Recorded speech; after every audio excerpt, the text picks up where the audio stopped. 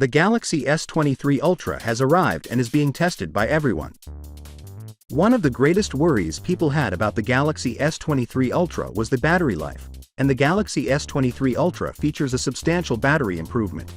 Not just in real-world use, but also in a battery-drained situation, where it only trailed the iPhone 14 Pro Max by a few minutes.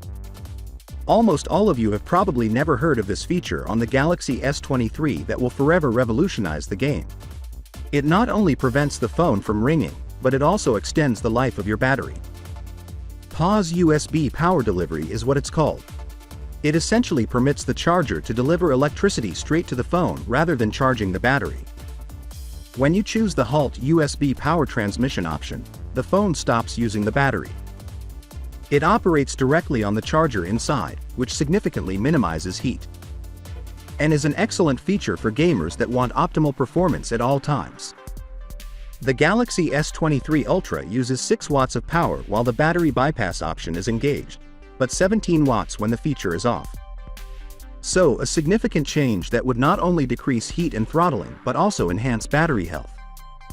People predicted that Samsung's 200-megapixel sensor would be a gimmick, but it is an absolute beast of a camera so far, with improved clarity and, for the first time, video that is very near to iPhone quality. Especially Samsung's 8K game, which is no longer a gimmick and has a lot of detail. Noticeably greater detail than the iPhone, particularly when capturing films in low-light conditions. The only thing Samsung has to improve is their colors, particularly at night, which are far more intense than the iPhone. Aside from that, Samsung is basically on par in video performance. You may have heard of the Snapdragon 8 Gen 2 processor, which has been a pretty outstanding chip in previous phones with amazing CPU and GPU performance.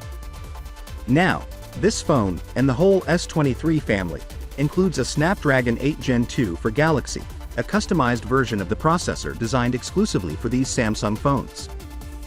We've noticed that is tuned for this chip for Galaxy is a little higher max clock speed on the performance core and a slightly higher clock speed on the GPU. So 3.36 GHz instead of 3.2 on the performance core and 719 MHz instead of 680 on the GPU. Finally, what are your feelings about it? So without being said, let me know your thought in the comment below, and if you are new here, please subscribe. Peace out.